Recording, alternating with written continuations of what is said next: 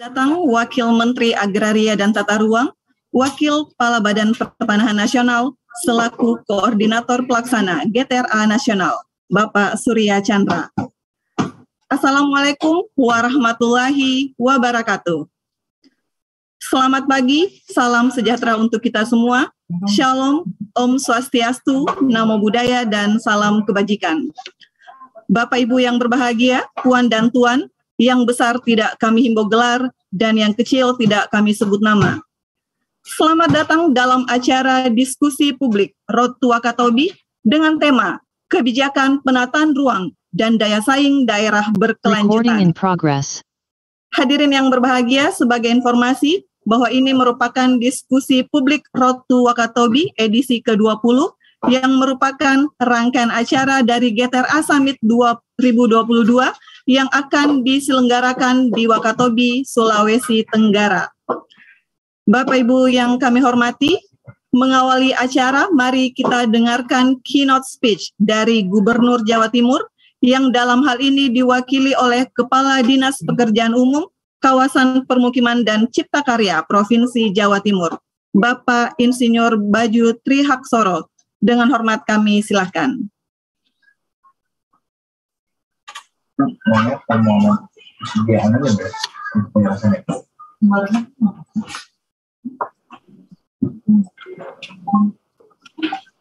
Terima kasih, Ibu Panitia. Sudah dengar, Ibu? Siap, sudah Pak. Silakan Pak. Oh, maaf, saya dapat dulu.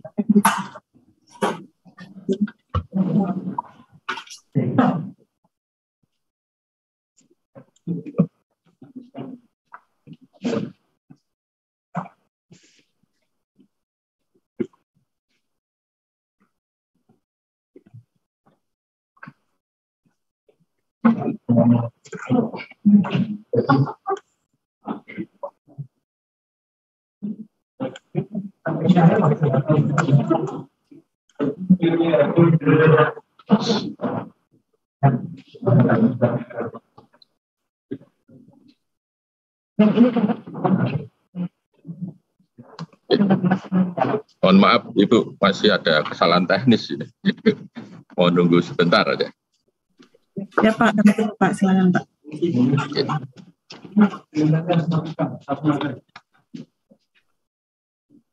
Sambil disiapkan tayangnya, saya sampaikan bahwa Ibu Gubernur, mohon maaf nggak bisa hadir karena masih berada di Banjarmasin dalam rangka misi dagang Provinsi Jawa Timur, sehingga mewakilkan saya selaku Kepala Dinas PRKP dan Cipta Karya Provinsi Jawa Timur. Assalamualaikum warahmatullahi wabarakatuh. Salam sejahtera bagi kita semua. Salam, Om Swastiastu, Namo Buddhaya, dan salam kebajikan.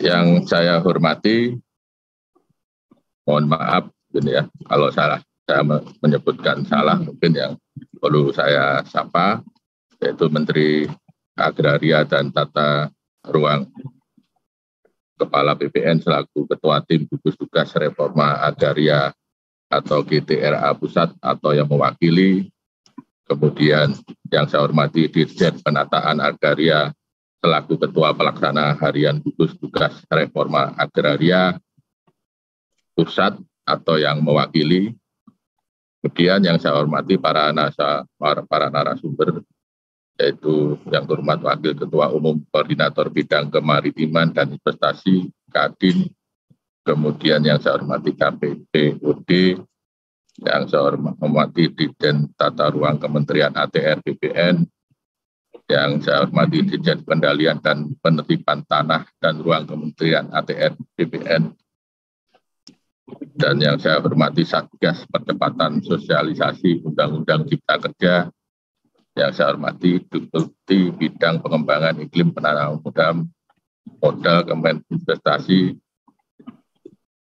Garing BPKPD, serta Bapak Ibu yang tidak bisa saya sebutkan satu persatu. Izinkan kami mewakili Ibu Gubernur Jawa Timur menyampaikan pandangan dalam memenuhi topik apa yang diminta Sekretaris GTRA terkait bagaimana perspektif daerah mengenai kebijakan penataan ruang dan daya saing daerah berkelanjutan terhadap perizinan berusaha di daerah pasca Undang-Undang Cipta Kerja. Slide pertama.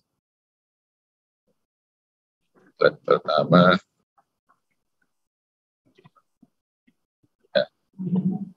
Berdasarkan rencana jangka panjang RPG MP tahun 2005 sampai 2025, visi Jawa Timur Jatim sebagai pusat agribis terkemuka berdaya saing global dan berkelanjutan perlu diturunkan dalam orientasi lokasi atau kewilayahan menjadi visi tata ruang, sedangkan visi penataan ruang Jawa Timur tahun 2011 sampai 2031 adalah terwujudnya wilayah provinsi berbasis agribisnis dan jasa komersial yang berdaya saing global dalam pembangunan berkelanjutan. Tujuan penataan ruang ini diwujudkan berdasarkan 4 asas, yaitu aman, nyaman, produktif, dan berkelanjutan. Dengan demikian, esensi Pemprov Jatim sejak tahun 2010 memang telah merencanakan pembangunan wilayahnya berperspektif daya saing global dan berkelanjutan. Lanjut. Demikian Bapak Ibu, bahwa pasal per pasal dari Undang-Undang Cipta Kerja ini mengamanatkan kepada kita begitu pentingnya peningkatan ekosistem investasi kegiatan berusaha dari semua pemangku kepentingan stakeholder. Sesuai dengan asas Undang-Undang Cipta Kerja nomor 11 tahun 2020, pasal per pasal sudah ada kepastian terkait ekosistem investasi maupun kegiatan berusaha. Lanjut. Dan Jawa Timur telah merancang sinkronisasi operasional strategi kewilayahannya dengan menata efisiensi struktur ruangnya melalui sistem koridor agar penataan infrastruktur wilayah mampu menunjang pusat-pusat pertumbuhan yang ada sehingga sarana prasarana kewilayahan yang dibangun mampu meningkatkan daya saing ekonomi di Jawa Timur. Melalui peran market driven dari distribusi barang dan jasa Indonesia bagian timur, maka daya saing ini juga akan berpengaruh signifikan terhadap kinerja investasi di wilayah pengaruh Jawa Timur tersebut, yaitu ada 7 koridor, kemudian sesuai dengan Perpres 80 tahun 2019 kita sinkronisasi sehingga terwujud meningkatkan daya saing ekonomi di Jawa Timur. Lanjut. Omnibus Law atau Undang-Undang Cipta Kerja juga sangat membantu kita di daerah dalam meningkatkan iklim usaha investasi karena pasal per pasalnya terutama dengan adanya kemudahan perizinan dasar seperti yang dulu disebut IMB, kemudian izin usaha, AMDAL, UKL, dan UPL, dan lain-lain, aturan perundangan ini menyederhanakan dan mengintegrasikan perizinan dasar dari sejumlah undang-undang seperti penggabungan, yaitu 4 undang-undang dan 50 pasal dalam pengaturan kesesuaian tata ruang. Kemudian 2 undang-undang dan 36 pasal untuk persetujuan lingkungan. Selanjutnya 2 undang-undang dan 48 pasal dalam kaitannya dengan persetujuan bangunan gedung, sehingga debirokratisasi dan simplifikasi proses dan iklim usaha ini tentu akan memperingan para calon inspektor dalam mengurus izin usahanya yang sekarang disebut KKPR, serta memastikan analisa kelayakan ekonomi sehingga minat investasi di Jawa Timur diprediksi akan semakin meningkat. Lanjut. Harapan terhadap peningkatan minat investasi dan isu kemudahan perizinan ini dapat dibuktikan dengan tetap tingginya animo masyarakat dunia usaha dalam mengurus atau menyelesaikan perizinan melalui investasi dan atau meningkatkan industrialisasinya di Jawa Timur. Matrik realisasi izin pemanfaatan ruang yang diselenggarakan pemerintahan provinsi Jawa Timur, inilah yang bisa dijadikan indikator tingginya minat investasi ke Jawa Timur meski di tahun 2021 kita semua terkena pandemi COVID-19.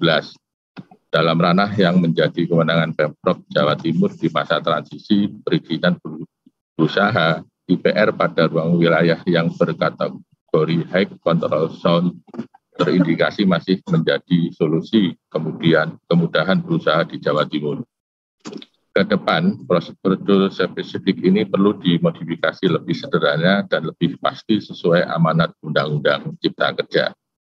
Lanjut, dalam kaitan reforma agraria dan penataan ruang dapat diidentifikasi dari pemahaman reforma agraria yang pada prinsipnya merupakan upaya penataan kembali struktur penguasaan, kepemilikan, penggunaan, dan pemanfaatan tanah yang lebih berkeadilan melalui penataan aset dan disertai dengan penataan akses untuk kemakmuran rakyat Indonesia. Kata kuncinya adalah penataan aset dan penataan akses. Penataan aset meliputi penataan kembali penguasaan, pemilikan, penggunaan, dan pemanfaatan tanah berdasarkan hukum dan peraturan perundangan pertanahan, sedangkan penataan akses dilakukan melalui pemberian pendampingan atau bantuan bagi subjek agar dapat memanfaatkan tanahnya secara optimal. Lanjut, kita sudah paham benar objeknya meliputi pertama pensertifikatan tanah oleh pemerintahan atau PTSL, kemudian kedua HGU dan HGU habis, yang ketiga tanah negara lainnya, dan keempat pelepasan kawasan hutan. Sedangkan subjek reforma agraria meliputi orang per orang, kelompok masyarakat maupun badan hukum. Lanjut, penataan akses yang diberikan oleh KL, OPD, dan CSR, namun subjek belum punya sertifikat atas tanahnya, Kementerian ATR dan BPN menjadikan sebagai objek legalisasi aset atau restitusi tanah dalam konsepsi tata ruang bisa dijajarkan dengan substansi pola ruang dengan berbagai variasi peruntukan ruang sektor ekonominya sedang dalam penataan akses untuk tanah yang telah diberikan sertifikat melalui legalisasi aset dan restitusi tanah oleh Kementerian ATR BPN ditindaklanjuti dengan penataan akses oleh KL, OPD, dan CSR sebagai penyempurnaan dari sinkronisasi pola dan struktur ruang dalam pemberian sertifikat tanah. Ini adalah bagian dengan yang dilakukannya bantuan pemberdayaan ekonomi serta investasi fasilitas infrastruktur dasar publik. Lanjut, slide ini adalah cara bagaimana tim GTRA kami menganalisa operasionalisasi reforma agraria yang dilakukan melalui sinkronisasi antara data potensi tanah objek reformasi agraria atau TORA yang dioverlay dengan konsesi pengembangan wilayah seperti yang diamanahkan dalam RPJMD Jawa Timur melalui konsepsi koridor Sabto Karso.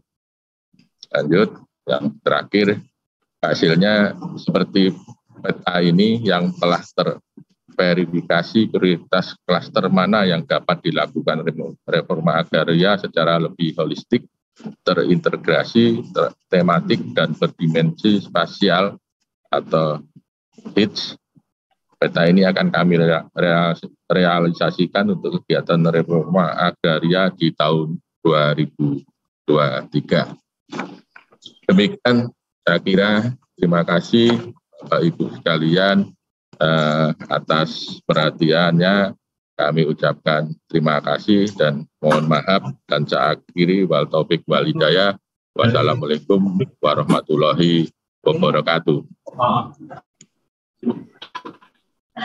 Baik, hadirin yang kami hormati, selanjutnya mari kita dengarkan keynote speech dari Wakil Ketua Umum Koordinator Bidang Kemaritiman dan Investasi, Kamar Dagang dan Industri Indonesia, Ibu Shinta Kamdani.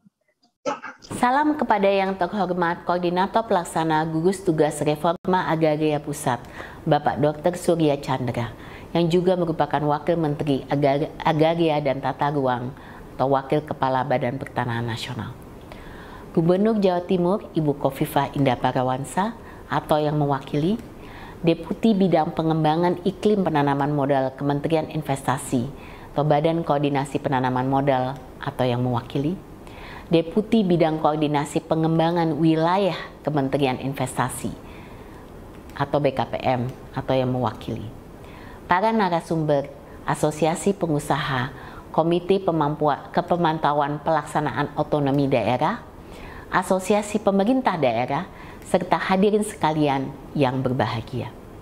Puji syukur kita panjatkan kehadirat Tuhan Yang Maha Esa karena atas karunia-Nya kita semua dapat hadir pada diskusi Public Road to Wakatobi 20 menuju GTRA Summit dengan tema Kebijakan Penataan Ruang dan Daya Saing Daerah Berkelanjutan. Acara ini menunjukkan bahwa pemerintah memahami dan terus mengupayakan kebutuhan masyarakat dan dunia usaha, yaitu kepastian dan keamanan atas lahan, melalui upaya meminimalisir konflik agar dapat bermuara pada kesejahteraan masyarakat dan perbaikan iklim investasi. Hal penting yang perlu saya sampaikan, Kadin sangat mendukung pelaksanaan reforma agraria. RA adalah upaya pemerintah dalam menjamin keamanan dan kepastian lahan bagi masyarakat. Bagi Kadin Indonesia, RA merupakan salah satu faktor kunci bagi terciptanya perbaikan iklim investasi. Keamanan dan kepastian lahan bagi masyarakat memungkinkan dikuranginya risiko dan kejadian konflik lahan dan kekayaan alam sebagai syarat bagi kepastian berusaha. Konflik lahan dan kekayaan alam telah menyebabkan kerugian yang besar, baik material maupun imaterial. Bukan hanya bagi dunia usaha, tetapi juga bagi masyarakat dan pemerintah. Jika kita melihat secara seksama kebijakan-kebijakan pemerintah, dapat kita lihat bahwa pemerintah secara komprehensif memikirkan semua kepentingan. Di satu sisi, mengupayakan keamanan dan kepastian lahan bagi masyarakat melalui kebijakan RA. Di sisi lain, mempermudah bagi pelaksanaan investasi untuk mewujudkan target pertumbuhan ekonomi. Kadin sangat mengapresiasi upaya-upaya yang dilakukan pemerintah memperbaiki iklim investasi dalam konteks daya saing daerah melalui upaya harmonisasi penataan ruang dan perbaikan tata kelola perizinan. Wilayah Indonesia yang luas, kemajemukan sosial dan budaya, kondisi rawan bencana di sebagian besar daerah, dampak perubahan iklim, serta belum meratanya kapasitas teknologi, informasi, dan komunikasi menjadi tantangan besar bagi pemerintah dalam melaksanakan RA dan perbaikan iklim investasi melalui penerapan perizinan berusaha berbasis risiko, merujuk Undang-Undang Cipta Kerja bagi pelaku usaha. Sebagai penutup, saya yakin bahwa kolaborasi semua pihak mutlak diperlukan untuk mendorong pelaksanaan RA dan perbaikan iklim investasi secara efektif. Melalui diseminasi regulasi dan kebijakan pemerintah terkait secara luas, peningkatan kapasitas sumber daya manusia, penanganan konflik lahan dan kekayaan alam, serta secara independen, serta memberikan insentif bagi pelaku usaha dan masyarakat untuk mengadopsi praktek-praktek bisnis yang berwawasan lingkungan demi tercapainya pembangunan yang adil, inklusif, dan berkelanjutan. Demikian yang bisa saya sampaikan. Mudah-mudahan momen ini menjadi sebuah momen yang penting sebagai batu loncatan bagi optimalisasi pelaksanaan kebijakan reformasi agraria dan perbaikan iklim investasi. Baik, terima kasih. Selanjutnya hadirin yang berbahagia, kita melangkah ke acara berikutnya, yaitu sambutan pembuka yang akan disampaikan oleh Wakil Menteri Agraria dan Tata Ruang, Wakil Kepala Badan Pertanahan Nasional, selaku Koordinator Pelaksana GTRA Nasional.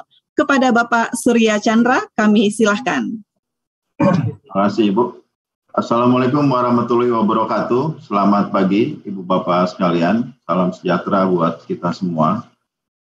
Saya kira diskusi ini akan menunjukkan dua hal penting ya. Yang pertama terkait dengan peluang dan tantangan kebijakan penataan ruang pasca Undang-Undang Cipta Kerja dan implikasinya bagi daya saing daerah yang berkelanjutan.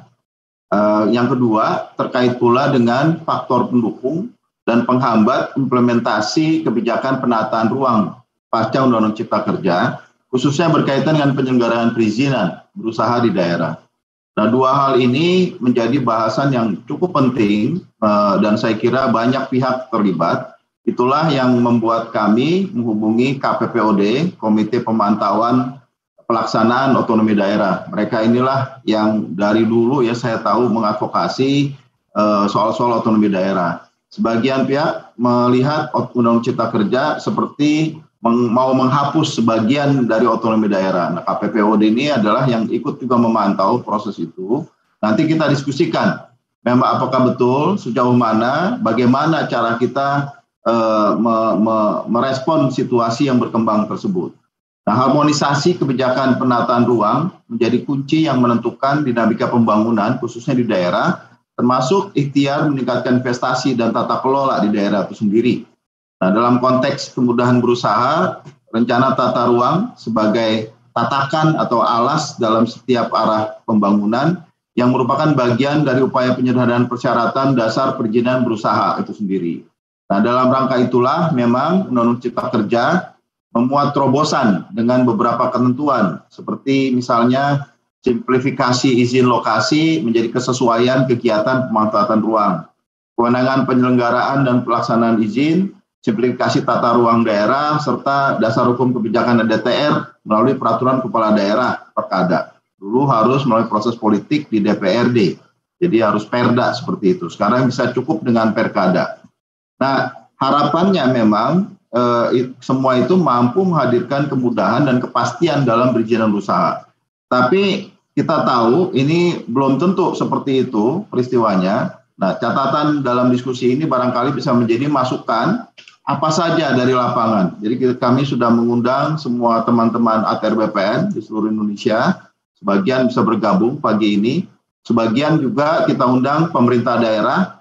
Nanti ada para penanggap itu yang terlibat adalah teman-teman atau kepala daerah yang memang punya organisasi. Asosiasi Kepala Daerah, jaringannya KPPOD juga turut diundang. Mudah-mudahan dengan diskusi hari ini kita bisa memberikan masukan ya dan rekomendasi kebijakan apa yang tepat bagi pemerintah pusat khususnya. Kami dari ATR BPN siap memfasilitasi, siap mendukung supaya memang cita-cita Undang-Undang Cipta Kerja sungguh terwujud, yaitu bagaimana penyelenggaraan perizinan berusaha yang berbasis risiko serta kebijakan penataan ruang yang optimal sesuai dengan prinsip pembangunan daerah yang lebih berkelanjutan.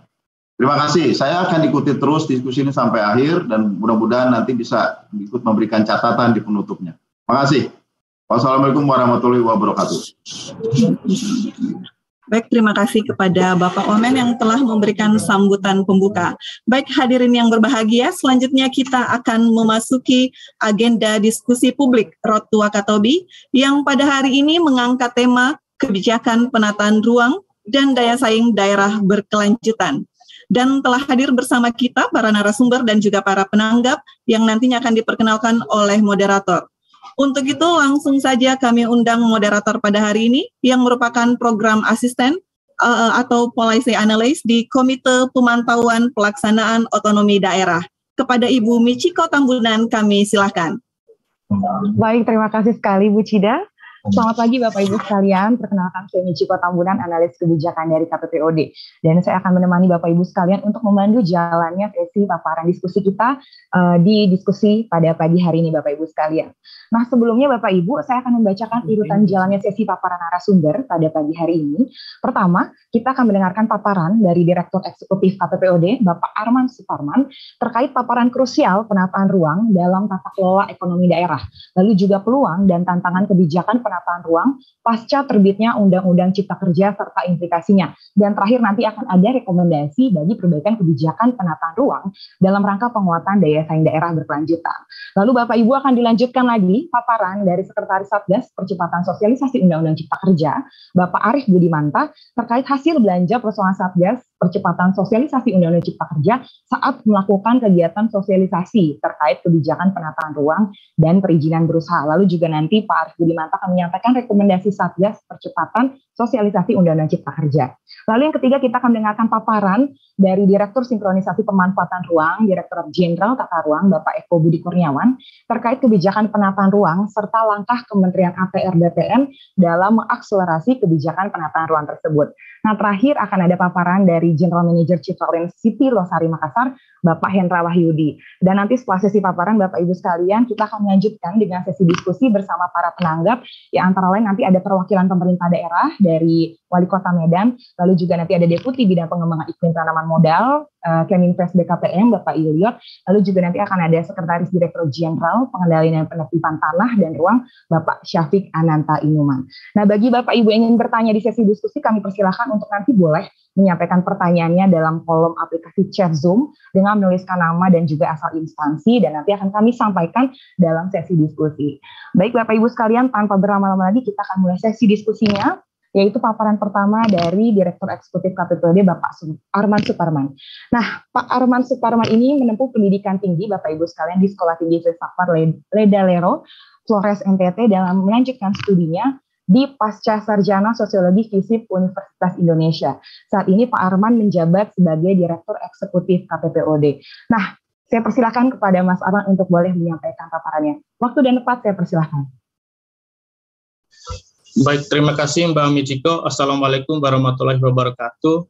Selamat pagi yang kami hormati Bapak Wakil Menteri ATR BPN, Bapak Surya Chandra, dan juga yang kami hormati para narasumber dan juga penanggap yang hadir dan juga akan berdinamika dalam diskusi kita pada kesempatan pagi jelang siang nanti, dan juga yang kami banggakan keluarga besar ATR BPN baik yang di Jakarta maupun yang di wilayah, dan juga mitra-mitra dan peserta diskusi yang kami hormati.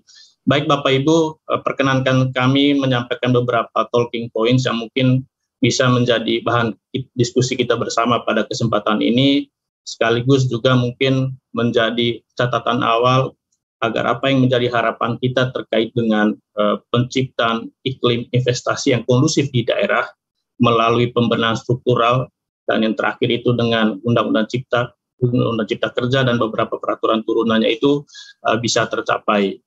Baik Bapak Ibu sekalian, topik kita pada kesempatan ini adalah bagaimana kebijakan penataan ruang dan pasca Undang-Undang Cipta Kerja dan bagaimana implikasinya terhadap daya saing daerah berkelanjutan.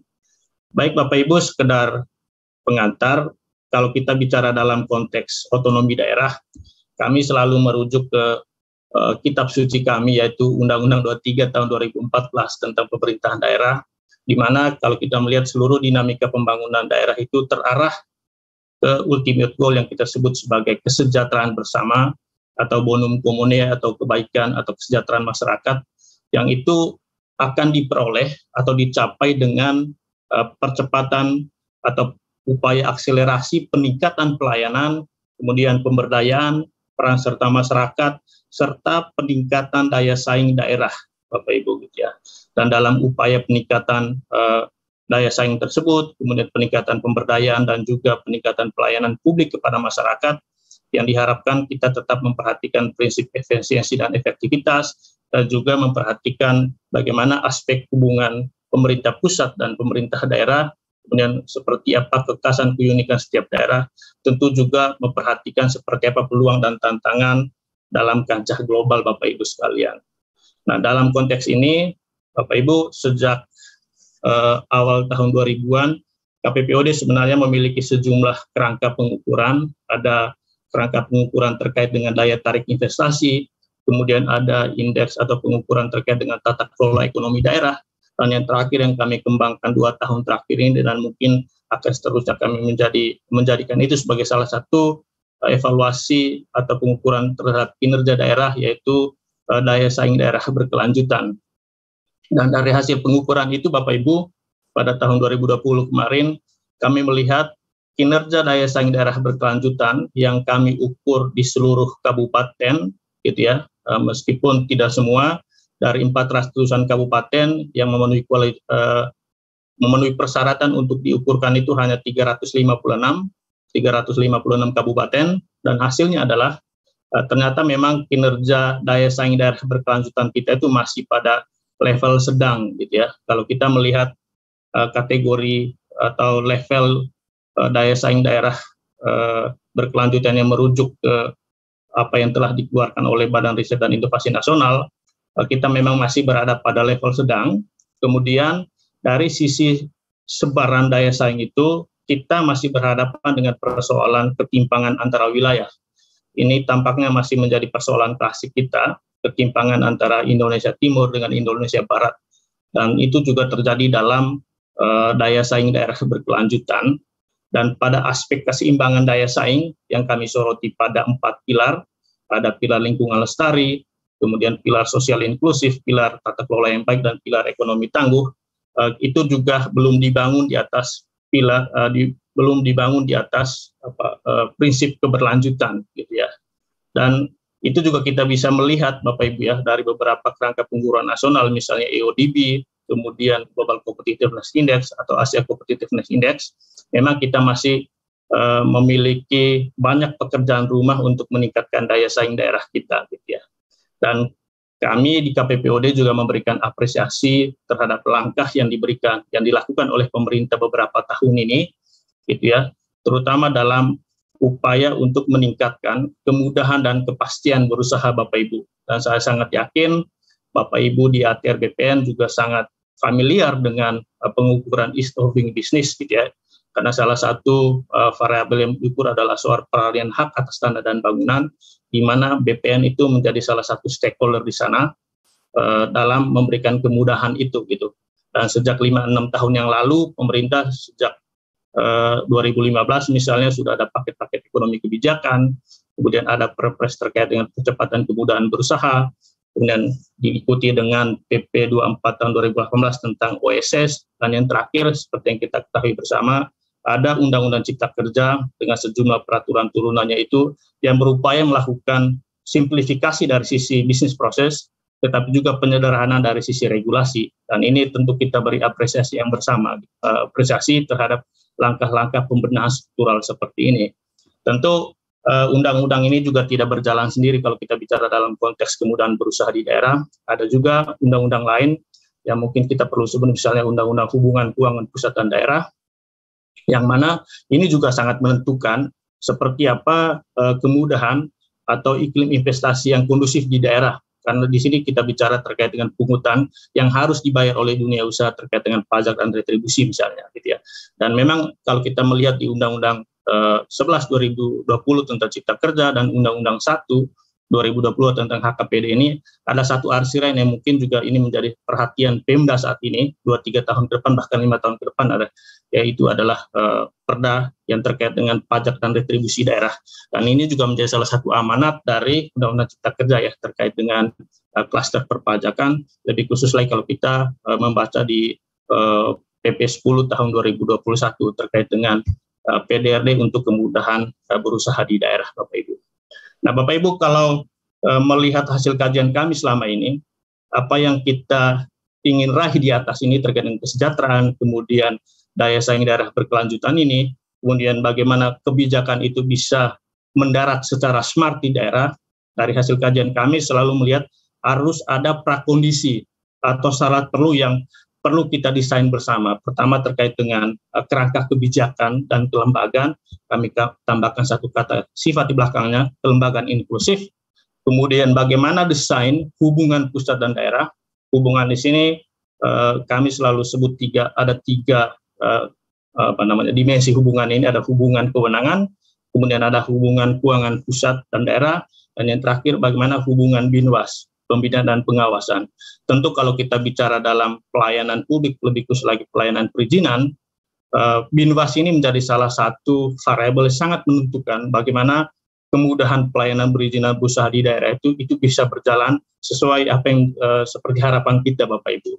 Dan yang terakhir tentu di level daerah atau dalam konteks daerah, kepemimpinan politik dan kapasitas lokal itu juga sangat menentukan bagaimana seluruh kebijakan ini termasuk atau terutama terkait dengan Undang-Undang Cipta Kerja ini bisa berjalan dengan smooth, smart, atau sesuai dengan harapan dari pemerintah pusat atau juga pemerintah daerah sendiri gitu ya.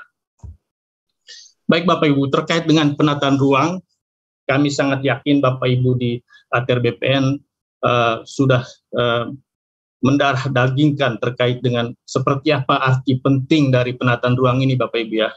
Kami melihat ada dua. Pertama, penataan ruang ini yang di dalamnya terkait dengan perencanaan, pemanfaatan, dan juga pengendalian pemanfaatan ini adalah panglima keberlanjutan kita Bapak Ibu.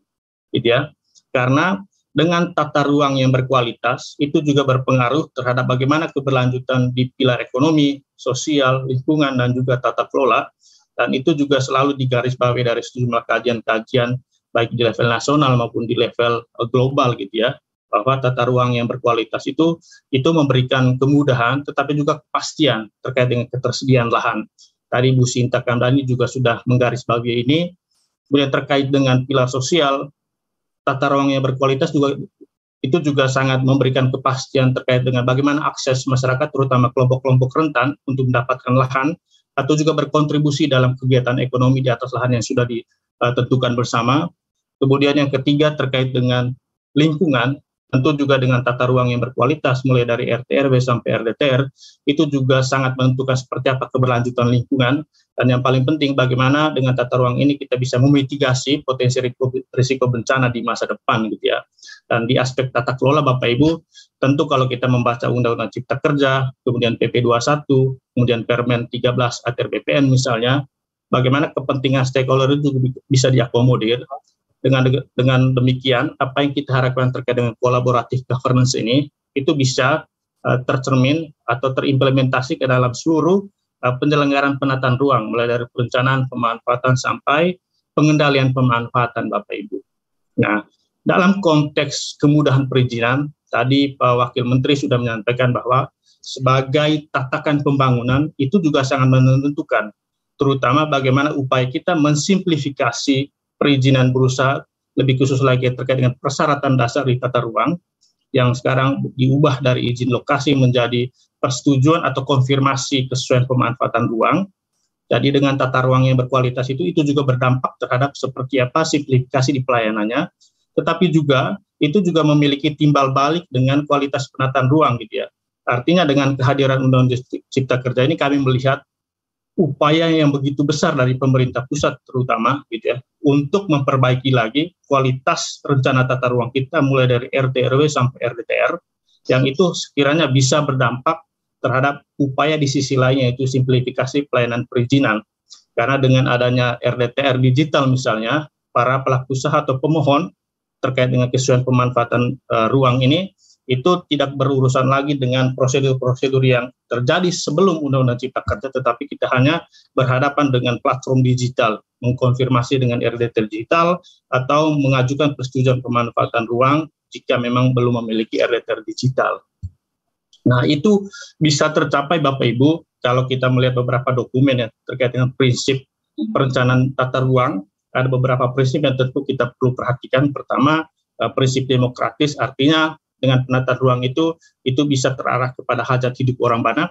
Kemudian prinsip subsidiaritas yang kami lihat dalam konteks otonomi daerah ini mungkin menjadi salah satu prinsip yang perlu kita highlight ya Bapak Ibu ya, karena dengan prinsip subsidiaritas ini inisiatif kebutuhan lokal atau konteks-konteks tertentu di lokal itu perlu diperhatikan dalam seluruh perencanaan tata ruang, bukan hanya perencanaan di level lokal tetapi juga perencanaan di level nasional. karena perencanaan di level nasional sebagaimana amanat Undang-Undang Cipta Kerja sendiri kan itu menjadi referensi bagi seluruh perencanaan tata ruang baik di level provinsi maupun di level kabupaten kota ataupun di kawasan-kawasan strategis gitu ya. Jadi inisiatif atau kebutuhan lokal ya. Waktu 2 menit lagi Pak. Oh ya. Memang tinggal di RA-nya aja gimana. Ya. Terima kasih Mbak Mijiko. Oke. Dan yang berikutnya prinsip integrasi, dan tentu kalau kita melihat di Undang-Undang Cipta Kerja itu sudah diatur ya terkait dengan integrasi sejumlah rencana tata ruang gitu, kemudian proporsional, dan yang terakhir tentu prinsip kehati-hatian. Dan ini juga menurut kami kalau kita melihat prinsip atau paradigma berbasis risiko, ini juga tentu menjadi perhatian kita semua karena penentuan tingkat risiko itu kan juga ditentukan oleh aspek keselamatan lingkungan gitu ya, kesehatan. Yang bagi kami ini juga ditentukan atau sangat menentukan seperti apa perencanaan tata ruang kita gitu Bapak Ibu. Baik, terkait dengan penataan ruang ini sendiri Bapak Ibu, ini salah satu kerangka pengukuran yang selalu dibuat oleh KPPOD, tata kelola ekonomi daerah. Dan dalam tata kelola ekonomi daerah itu ada 10 variabel yang menentukan. Yang pertama itu adalah biaya transaksi, di sini kita bicara pada retribusi, dan ada perizinan berusaha. Dan ada salah satu yang mungkin menjadi topik kita hari ini adalah terkait dengan akses lahan Bapak Ibu, gitu ya. Dan di akses lahan ini tentu kalau dalam kerangka pengukuran ease of doing business itu terkait dengan peralihan hak atas tanah dan bangunan. Dan dari kajian kami sendiri di luar kajian TKED ini Bapak Ibu di tahun 2017 kita coba mengcapture seperti apa ease of doing business di 10 kota bisnis utama. Salah satu persoalan mendasar pada waktu itu adalah soal bagaimana prosedur pendaftaran hak atas tanah dan bangunan di BPN, kemudian pendaftaran sertifikat yang masih membutuhkan waktu yang sangat lama pada tahun 2017 ya Bapak Ibu. Tentu dalam beberapa tahun ini itu juga sudah dilakukan pembenahan oleh ATR BPN gitu ya. Tentu dengan kehadiran Undang-Undang Cipta Kerja ini juga berpengaruh terhadap prosedur di peralihan hak atas tanah dan bangunan gitu ya. Karena kalau lihat di urutan di ease of doing business itu pengecekan sertifikat itu menjadi prosedur pertama, dan yang terakhir itu adalah pendaftaran hak atas tanah dan bangunan itu. Dan dari sisi waktu di sejumlah daerah waktu itu bahkan melebihi waktu sampai 90 hari gitu ya keseluruhannya gitu Bapak Ibu. Dan ini tentu menjadi perhatian kita bersama terutama di ATR BPN sendiri gitu. Baik Bapak Ibu, ini saya lanjutkan saja karena ini adalah paradigma yang kita sudah ketahui bersama bahwa dengan Undang-Undang Cipta Kerja ini tidak semua usaha itu nanti wajib mengurus perizinan, tetapi yang berisiko tinggi yang diwajibkan mengurus izin, sementara yang berisiko rendah, menengah rendah atau menengah tinggi itu hanya mengurus NIB dan juga sertifikat standar gitu ya. Dan itu kita bisa baca secara detail di PP 5 tahun 2021. Dan bagi kami Bapak Ibu, faktor penentu terimplementasikannya dengan baik Undang-Undang Cipta Kerja dan sejumlah PP ini, terutama PP 5, PP 6, PP 16, kemudian PP 21 dan PP 22, itu pertama soal bagaimana kualitas kebijakan, kelembagaan, dan juga digitalisasi yang terintegrasi di pemerintah pusat sendiri.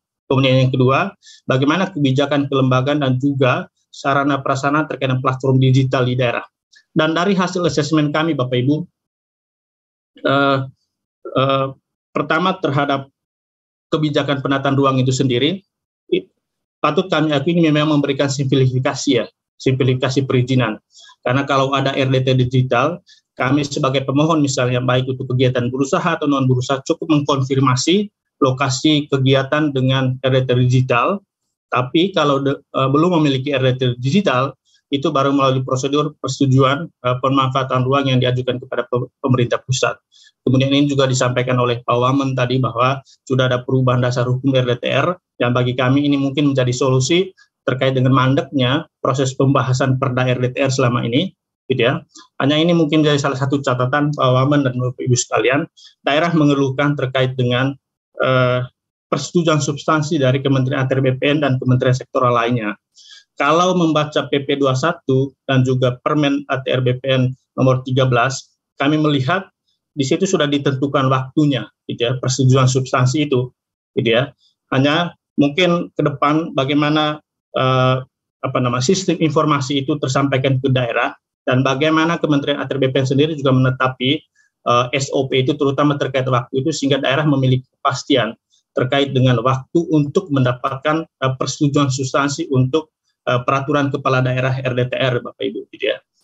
Kemudian satu catatan utama kami ini Pak Wamen terkait dengan kewenangan. Ya, kalau membaca Undang-Undang Cipta Kerja khususnya terkait dengan penataan ruang gitu ya, undang-undang ini memang sangat menegaskan, menggarisbawahi pemerintah pusat sebagai pemegang kewenangan penyelenggaraan urusan pemerintahan, gitu ya. Dan itu sangat nampak di penyelenggaraan penataan ruang sendiri yang bagi kami ini sudah menghilangkan atau menggerus kewenangan daerah ini Pak Wamen. Dan kalau kami coba lokalisir dari perencanaan, kemudian pemanfaatan dan pengendalian pemanfaatan, tampaknya daerah itu hanya kebagian di perencanaan. Dalam hal ini penyusunan RT/RW dan juga penyusunan RDTR dan pembentukan RDTR digital. Memang kalau membaca di PP 21 atau juga Permen 13 itu sudah ada kata bisa didelegasikan, gitu ya. Tapi bagi kami kata delegasi ini mirip dengan dekonsentrasi, jadi ada pelimpahan, tetapi kewenangan atau pemegang kewenangan utamanya ada di menteri. Sementara gubernur, bupati, dan wali kota ini hanya menjadi yang didelegasikan, yang dilimpahkan. Akan lebih sangat bermakna kalau diserahkan, gitu ya. Jadi sebenarnya kalau membaca di Undang-Undang 27, Undang-Undang Penataan Ruang yang tahun 2007 itu sebenarnya sudah sangat menjelaskan atau menegaskan seperti apa kewenangan daerah dalam perencanaan, pemanfaatan dan pengendalian pemanfaatan, yang mungkin ini juga patut menjadi perhatian kita ke depan, terutama terkait dengan bagaimana kita membangun fondasi otonomi daerah ini. Karena di sini dengan kata delegasi ini, itu fondasinya itu sangat rapuh untuk daerah, Bapak Ibu. Ini kita bisa diskusikan, gitu ya. Kemudian terkait dengan penerapan di daerah, akhir tahun kemarin Bapak Ibu kami melakukan asesmen di 5 kota bisnis utama, di Medan, kemudian Balikpapan, Makassar, Surabaya, dan DKI Jakarta. Dari 5 kota ini saja, misalnya hanya Jakarta dan Kota Medan yang punya RDTR digital, Bapak Ibu ya. Tapi kalau kita coba cek secara keseluruhan dari ATR BPN sendiri kan melihat dari target 2000-an itu baru 50-an RDTR digital gitu ya. Dan ini menurut kami menjadi persoalan serius gitu terkait dengan RDTR digital ini, gitu ya. Kemudian peran platform daerah juga, gitu ya. Selama ini daerah itu sudah punya platform digital terkait dengan pelayanan perizinan. Di Jakarta ada JKEVO, di Surabaya ada Surabaya Single Window, dan banyak aplikasi atau sistem-sistem lain yang sudah advance di daerah. Tetapi dengan kehadiran PP 21 ini, dan juga mereka sudah menyampaikan bahwa bagaimana nasibnya ini setelah PP 21, PP 5 dan PP 6 terkait dengan pelayanan perizinan. Dan yang terakhir terkait dengan kepastian tindak lanjut pasca putusan MK, Bapak Ibu, gitu ya. Dan bagi kami, meskipun pemerintah pusat sudah mengeluarkan edaran kalau nggak salah ya, untuk tetap menyusun perda atau peraturan kepala daerah terkait dengan ini, tetapi melihat dinamika yang sekarang bukan hanya untuk merevisi di sisi formil, tetapi juga di material, daerah juga ini tampaknya gamang ini, Bapak Ibu sekalian. Apakah kami menyusun perda? Jika nanti menyusun perda, terkait misal perda perizinan atau peraturan kepala daerah yang terkait dengan penggunaan usaha misalnya, tiba-tiba pemerintah pusat merevisi lagi sejumlah PP dan itu menurut daerah membuang-buang energi gitu ya. Sehingga menurut kami mungkin butuh regulasi yang lebih pasti lagi untuk mendorong daerah untuk tetap maju atau menunggu apa yang telah dibuat oleh pemerintah pusat gitu. Nah ini terkait dengan daya saing daerah berkelanjutan. Ini adalah kerangka pengukuran yang kita buat terkait dengan daya saing daerah berkelanjutan ini. Dan salah satu temuan di IDSDB ini tahun 2020 Bapak Ibu, kewenangan ini menjadi salah satu faktor penghambat gitu ya, terutama untuk daerah-daerah yang memiliki wilayah luas, wilayah hutan yang sangat luas gitu ya, tetapi karena kabupaten atau kota itu tidak memiliki kewenangan di sektor kehutanan, itu juga berdampak terkait dengan penanganan kualitas hutan itu sendiri.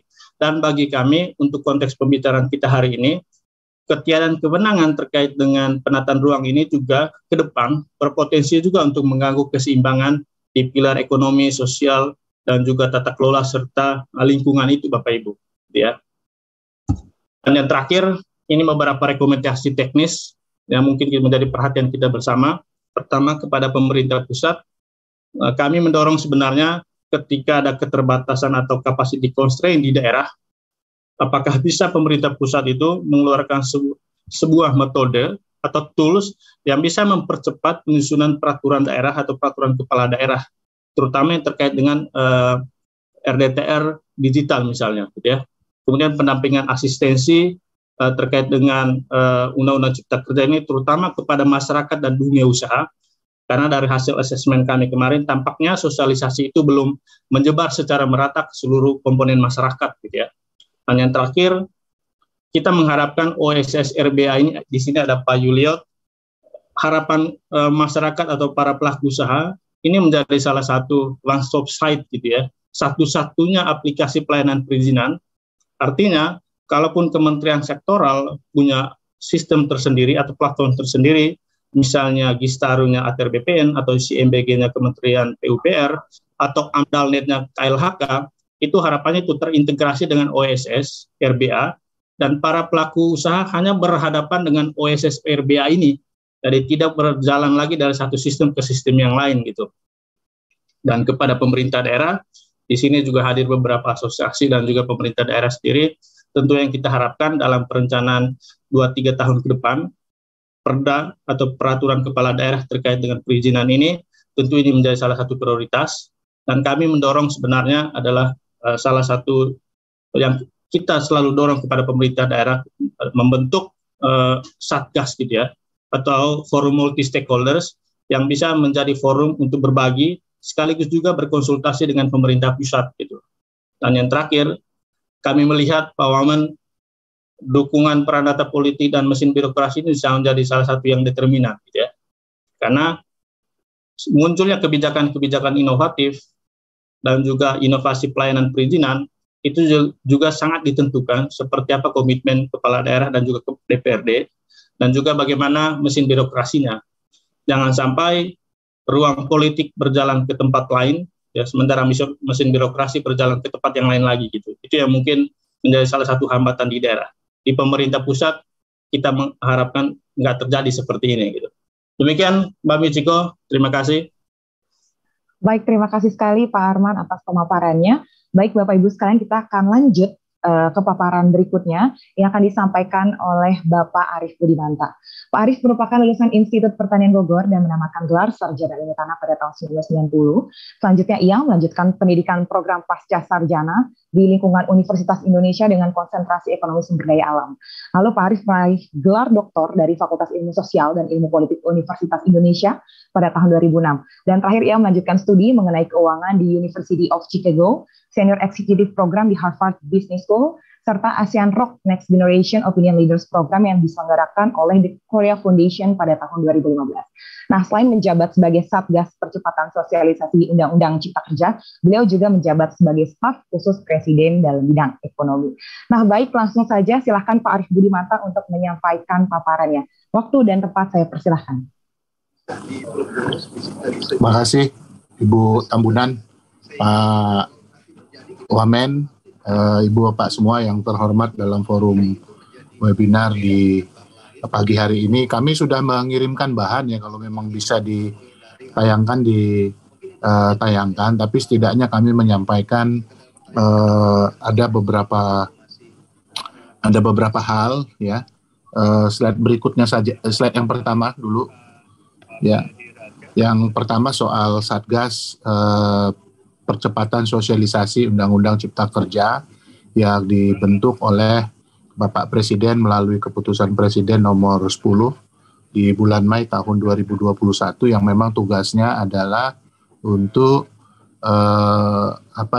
mengakselerasi sosialisasi Undang-Undang nomor 11 tahun 2020 tentang Cipta Kerja ya, tentang Cipta Kerja. Itu yang pertama. Dan kita sudah melakukan berbagai macam aktivitas selama tahun 2021 yang lalu ya, melalui workshop dan juga melibatkan teman-teman dari Kementerian ATR, dan yang paling aktif memang bersama-sama dengan Satgas itu adalah Pak Wamen ATR.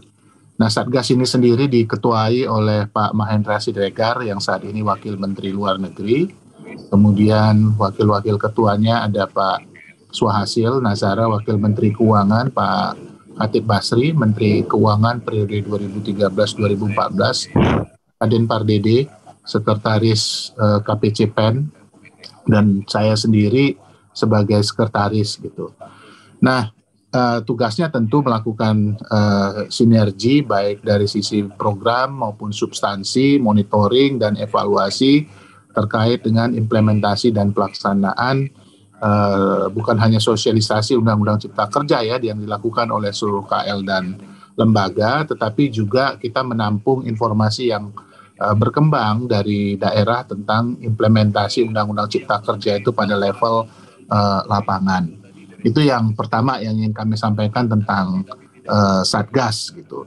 Nah, kemudian yang kedua terkait dengan Undang-Undang Cipta Kerja itu sendiri, memang kalau kita bicara dalam konteks perizinan, ada proses perubahan yang saat ini memang menjadi perizinan aktivitas usaha ya yang berbasis kepada risiko, dan perizinan ini yang berbasis risiko dibagi atas perizinan rendah, berisiko rendah, sedang sampai kemudian tinggi. Nah, di dalam proses perizinan itu ada tahapan-tahapan yang harus dilalui oleh seseorang yang melakukan ataupun segolongan orang ataupun badan yang melakukan aktivitas usaha. Yang pertama adalah menyelesaikan apa yang disebut dengan perizinan dasar, kemudian yang kedua yang terkait dengan perizinan usaha itu sendiri. Nah, perizinan dasar itu setidaknya menyangkut 3 hal ya. Yang paling utama itu adalah kesesuaian kegiatan pemanfaatan ruang ataupun KKPR. Saya rasa mungkin diskusi kita pada pagi hari ini relevansinya lebih kepada perizinan dasar ya. Pertama soal kesesuaian kegiatan pemanfaatan ruang, di mana di sini pengampu utamanya adalah tentu Kementerian ATR bersama dengan pemerintah daerah yang sudah menyelesaikan RT RW ya, baik provinsi ataupun RT RW pada tingkat kabupaten kota. Kemudian yang kedua adalah persetujuan lingkungan, kemudian yang ketiga adalah persetujuan bangunan gedung. Dan kita tahu backbone dalam proses perizinan dasar ini ada di KKPR, di kesesuaian kegiatan pemanfaatan ruang. Nah, dalam proses konfirmasi KKPR ini, maka kemudian landasan yang paling utama yang dibutuhkan itu adalah penyelesaian dari rencana tata ruang ya, yang dimiliki oleh daerah, sehingga kemudian proses perizinan dasar itu khusus untuk konfirmasi penataan ruang itu tidak membutuhkan waktu lama sampai ke pusat gitu apabila kemudian RT RW ini bisa diselesaikan.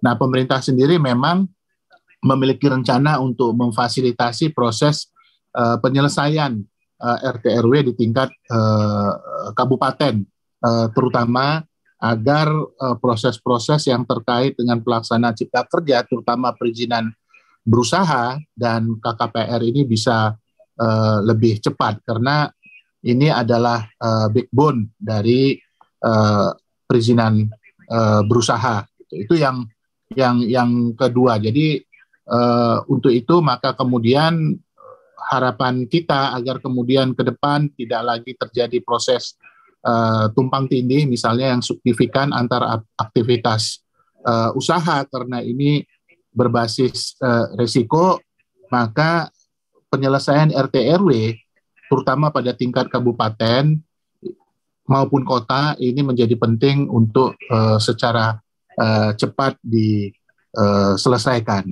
Nah, itu yang kedua ya, yang terkait dengan Undang-Undang Cipta Kerja yang khususnya terkait dengan penataan ruang gitu ya.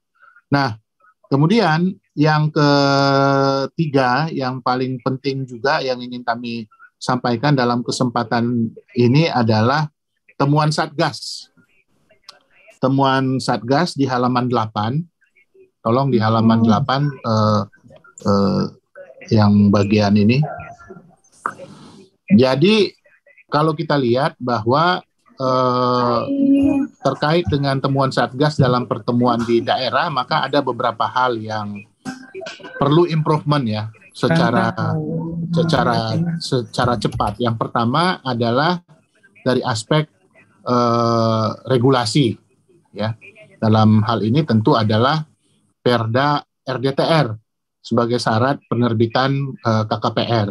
Nah, ini kemudian memang menjadi penting ya untuk diselesaikan, termasuk dalam hal ini adalah perda-perda yang terkait dengan perizinan bangunan gedung. Nah, proses penyelesaian perda yang terkait dengan perizinan bangunan gedung ini dapat dipakai oleh daerah sebagai basis untuk melakukan pungutan kembali. Kemudian yang ketiga juga adalah problematika ketiadaan tim profesi ahli atau TPA di beberapa daerah sebagai syarat penerbitan PBG. Tetapi ini memang bisa disiasatin berdasarkan undang-undang untuk memanfaatkan TPA. Kalau misalnya di wilayah kabupaten tersebut tidak tersedia, itu bisa memanfaatkan di wilayah kabupaten lain yang tersedia ataupun di wilayah provinsi, misalnya profesi ahli yang ada gitu. Itu yang terkait dengan regulasi. Kemudian yang kedua juga ada problematika terkait dengan kelembagaan yang belum bersinergi gitu ya di lapangan. Yang ketiga adalah sistem. Nah, ini yang memang juga menjadi soal bukan hanya di daerah tetapi juga di pusat, bagaimana mengintegrasikan sistem yang sifatnya mesin to mesin ya, antara misalnya aspek regulasi yang terkait dengan persetujuan lingkungan dengan KKPR, katakanlah misalnya seperti itu. Jadi ada prinsipnya misalnya dalam konteks one map policy, itu contoh misalnya dalam konteks sistem. Kemudian yang keempat adalah bisnis proses yang juga masih menjadi PR, dan kita memiliki waktu ya untuk melakukan proses penyempurnaan ini dalam kerangka waktu misalnya yang diberikan oleh MA gitu ya, MK 2 tahun sesuai dengan keputusan MK kan diminta untuk melakukan perbaikan terhadap undang-undang Cipta Kerja dalam kerangka 2 tahun. Tetapi MK juga menyatakan keberadaan Undang-Undang Cipta Kerja selama 2 tahun itu masih keberlakuannya masih tetap ada gitu. Maka kemudian manfaatkanlah waktu yang 2 tahun ini sampai dengan tahun depan gitu untuk menyelesaikan beberapa hal yang terkait dengan regulasi, kelembagaan, sistem, bisnis proses, dan dalam hal ini pemerintah pusat juga terus-menerus melakukan improvement baik dari sisi regulasi, baik dari sisi kelembagaan, sistem maupun bisnis proses, terutama yang terkait dengan online single submission. Itu yang ketiga. Kemudian yang terakhir yang ingin kami sampaikan, informasikan adalah mohon ke halaman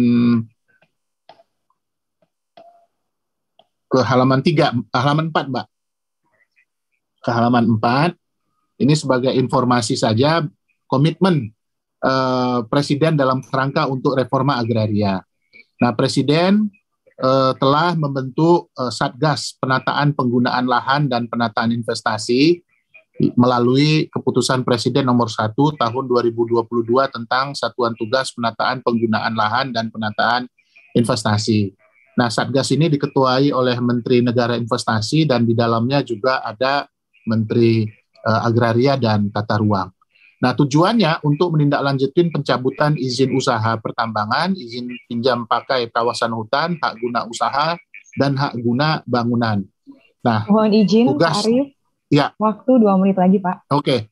Nah, tugas Satgas ini adalah intinya melakukan penataan penggunaan lahan dan penataan investasi melalui pemetaan, pemanfaatan lahan, kemudian memberikan rekomendasi kepada Menteri untuk melakukan pencabutan, kemudian menetapkan kebijakan pemanfaatan atas lahan perizinannya yang sudah dicabut dalam kerangka redistribusi dan pemanfaatan lainnya.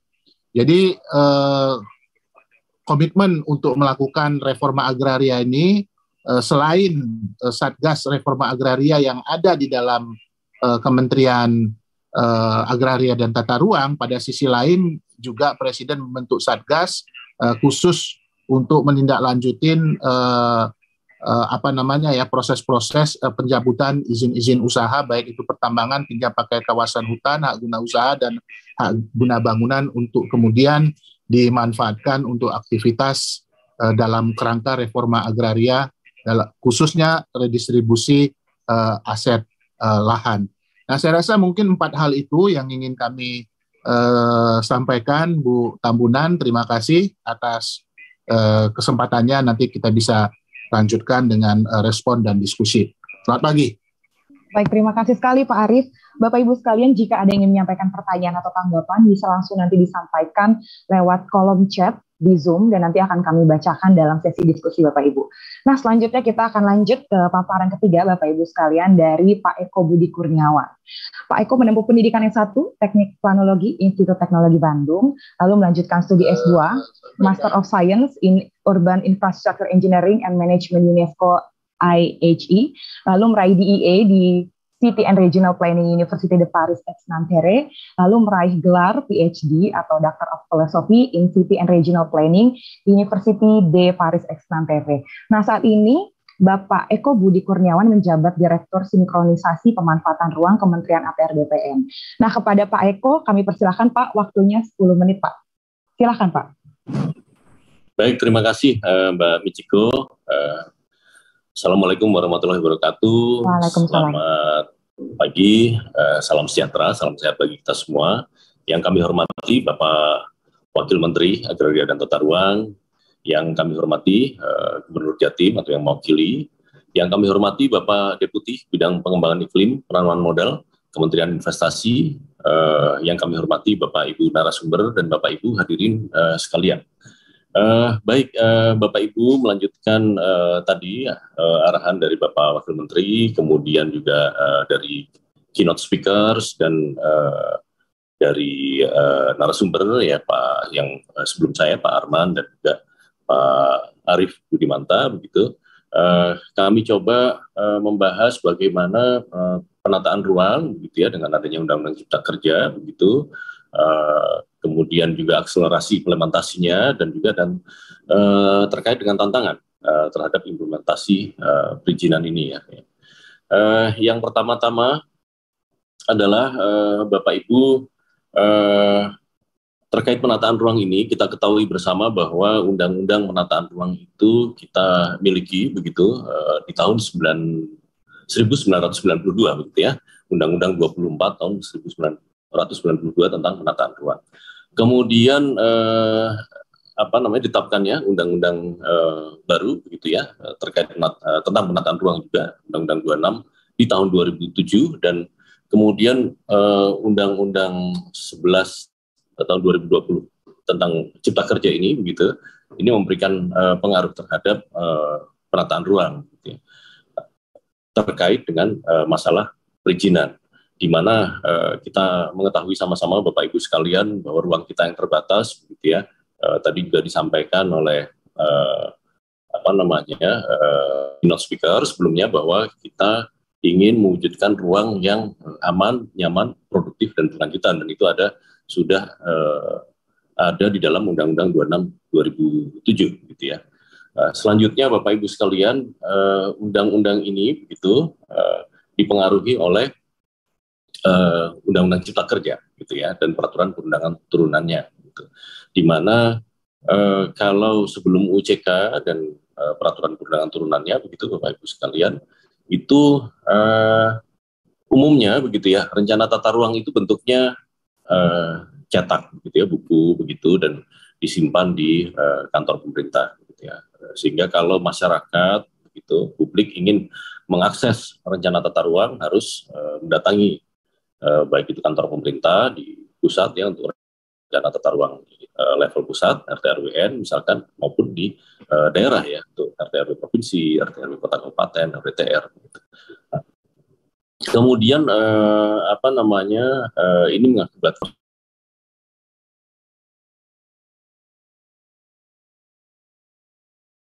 gitu ya. Nah, dengan Undang-Undang Cipta Kerja ini begitu maka diharapkan rencana tata ruang ini dapat dengan mudah diakses gitu ya.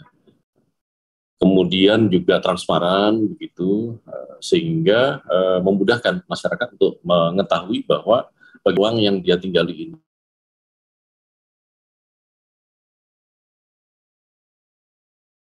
sekalian, tadi juga telah ditunjukkan oleh keynote speaker, ya, pembicara sebelumnya, bahwa dengan Undang-Undang Cipta Kerja ini antara lain bagaimana tata ruang itu memiliki peran begitu ya, yang lebih dalam adalah adanya yang disebut sebagai KKPR, gitu, kesesuaian kegiatan manfaatan ruang. KKPR ini merupakan satu dari persyaratan dasar perizinan berusaha, Bapak Ibu sekalian, di mana intinya adalah KKPR diberikan pertama-tama didasarkan pada rencana detail tata ruang.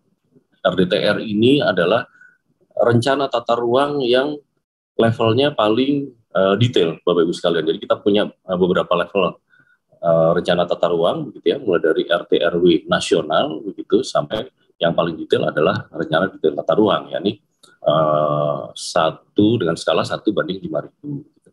Nah, ini yang di dalam sistem OSS begitu terintegrasi, begitu, sehingga diharapkan proses perolehan KKPR ini bisa dapat diberikan dengan cepat. Gitu.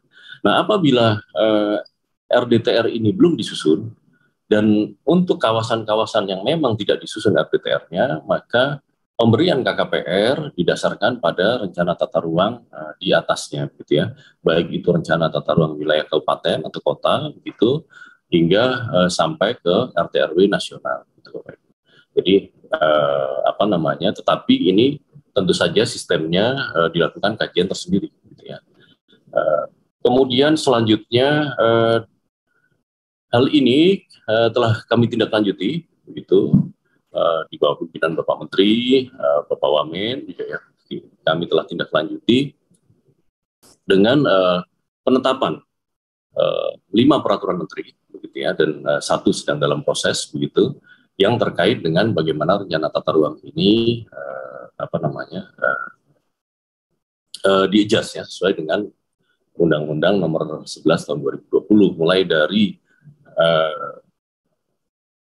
prosedur penyusunan maupun penetapan, begitu ya, hingga pada KKPR dan juga basis datanya. Tadi Bapak Wamen telah menyampaikan, begitu, bahwa di sini juga telah diatur, Bapak Ibu sekalian, didasarkan dari PP 21 juga ya, di dalam permen-permen ini telah diatur misalkan bagaimana prosedur penyusunan dan penetapannya itu dilakukan simplifikasi, gitu ya, dan proses-proses percepatan lainnya, gitu ya, misalkan RDTR yang dulunya ditetapkan sebagai Perda sekarang ditetapkan sebagai Perkada, gitu ya, dan beberapa aspek lainnya, gitu ya.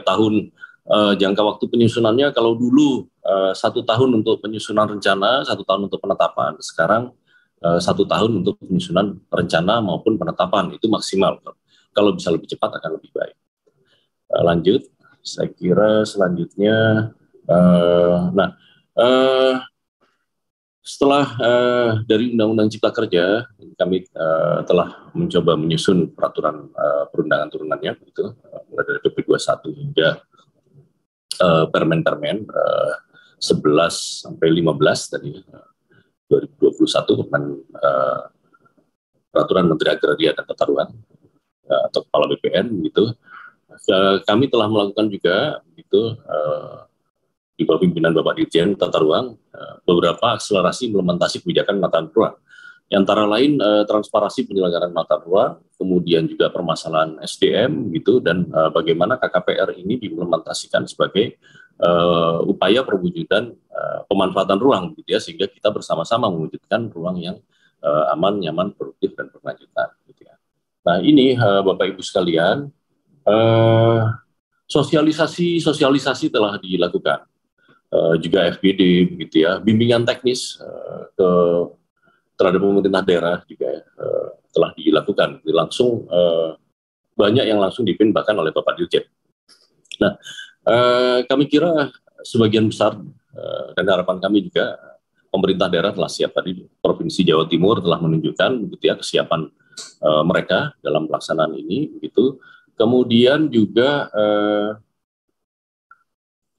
kerjasama, gitu ya, kerjasama bagaimana agar penyelenggaraan penataan ruang ini dapat inklusif, gitu ya. Kerjasama juga dilakukan, begitu, dengan organisasi profesi, di sini khususnya dengan Ikatan Ahli Perencana, begitu, IAP, kemudian dengan IG, Ikatan Geografi Indonesia, dengan ASPI, Asosiasi Sekolah Perencanaan Indonesia, begitu ya, Forpimgeo dan sebagainya. Nah ini kerjasama yang telah kita lakukan dalam negeri dan juga untuk luar negeri ya. Kami sekarang sudah sedang melaksanakan misalkan adanya kegiatan yang disebut proyek riba. Nah, selain itu Bapak Ibu sekalian, dalam rangka transparansi tadi kemudahan, memberikan kemudahan akses dan juga transparansi terhadap penataan ruang. Nah, ini di kami tadi juga telah disebutkan itu oleh Bapak Wamen maupun pembicara sebelumnya adanya Jistaru begitu ya. Jistaru ini juga telah terintegrasi ke dalam sistem OSS begitu, sehingga tapi dalam Jistaru ini sendiri begitu masyarakat sekarang dapat mengakses tanpa rencana tata ruang begitu ya, mengetahui bahwa wilayah atau kawasan yang dia tinggal itu direncanakan seperti apa dan sebagainya tanpa harus tadi mendatangi kantor pemerintah begitu ya, membuat janji untuk melihat bukunya begitu, tetapi sekarang bisa langsung dilihat di Jistaru ini. Ada yang disebut sebagai RTR online gitu ya. Kalau saya kira ini juga di berbagai negara maju juga sudah tersedia ya, di Singapura dan sebagainya, tapi sekarang di Indonesia kita sudah tersedia ini. Jadi seluruh rencana tata ruang yang telah menjadi ditetapkan sebagai Perkada untuk RDTR maupun Perda untuk RT/RW kabupaten kota maupun provinsi begitu ya, itu dapat kita lihat di RTR online. Selain itu juga beberapa aplikasi-aplikasi lain yang membantu ya, seperti RDTR interaktif gitu ya, RTR Builder ya, Protaru ya, di mana masyarakat. Mohon izin Pak Eko, ya. Waktu 2 menit lagi Pak. Baik, terima kasih. Itu masyarakat dapat melihat gitu ya, sudah seberapa jauh rencana tata ruang itu, dan ini juga sekali lagi meningkatkan transparansi ya Bapak Ibu sekalian ya, sehingga masyarakat dapat mengetahui gitu ya penggunaan ruang untuk diarahkan sebagai